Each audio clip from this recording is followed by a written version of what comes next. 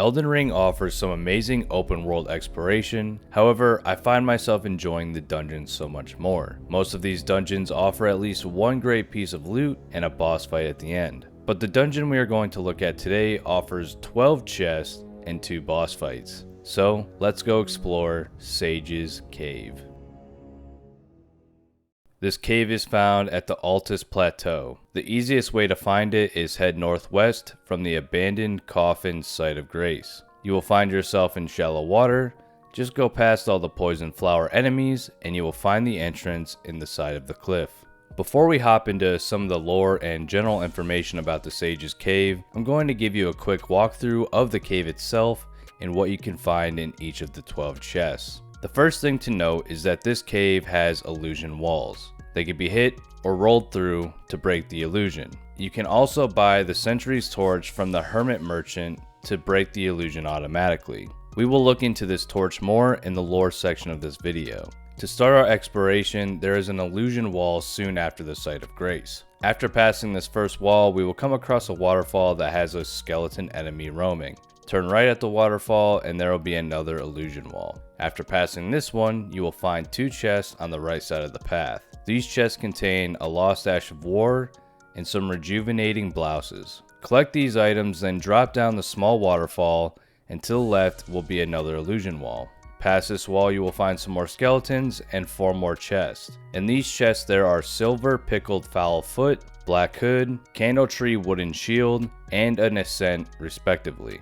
Head out of the room and continue down the original path. In the next room, you guessed it, there's some more skeletons. And there is going to be one standing facing the wall. That wall happens to be one of the illusion walls that has a chest hidden behind it. In this chest, there is a stone sword key. The following room contains 3 more chests, which hold golden great arrows, raptor talons, and some dragon wound grease. Continue the path until you see the waterfall again, then hug the left side of the wall and jump to the next ledge. Stay left and there will be another illusion wall with 2 more chests behind it. One will contain the raptor's black feathers and the other one holds the skeletal mask. On the opposite side of where the chests are, there is another illusion wall with the first boss room behind it. This first boss is the necromancer Garrus. Now go back to the waterfall and instead of going left, go to the right and you will find the second boss fight room. This fight is against one of the Black Knife Assassins.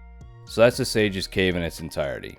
Now let's take a closer look at these 2 bosses. The Necromancer Garrus wears a sage set, so he could possibly be the sage who owns this very cave. And this boss uses death sorcery and also can summon skeletal serpent snails. It is best to quickly take out these snails, then use close combat to defeat the Necromancer. The Black Knife Assassin in this cave is invisible for most of the fight. This boss will sneak up behind you and attack you with a backstab that acts like a grab style move. There are 2 ways to deal with this assassin. You can either grab the Sentry's Torch, which I mentioned before, and this will reveal the assassin's location. The other strategy is to watch the water on the floor of the boss room, as you can see where the assassin is moving. You can then time your attacks based on these patterns. Now that we've looked at the interior of the cave and the 2 bosses that reside inside, allow me to paint a picture of what I believe to be the story of this cave.